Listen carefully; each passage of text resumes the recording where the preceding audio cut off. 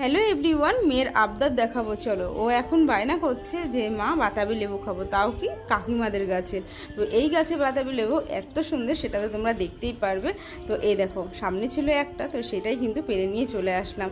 আর ভিতরে আছে কিন্তু সেইগুলো পাড়ার মতো পরিস্থিতি নেই, এর জন্য একটা পেরে নিয়ে চলে আসলাম। আসার সময় গাছে দেখি অনেক পেয়ারা রয়েছে, তো ভাবলাম চলো একটা পেয়ারাও নিয়ে নিই। আর এইদিকে এসে তো বাতাবি লেবুটা কাটিং করে ফেলেছি। তো এই দেখো, লেবুটা দেখে কিন্তু আমার এক্ষুনি জিভে জল চলে আসছে। এতটা সুন্দর ছিল, মানে খুব মিষ্টি, আর সেরকম কিন্তু একদম লাল টকটক করছে।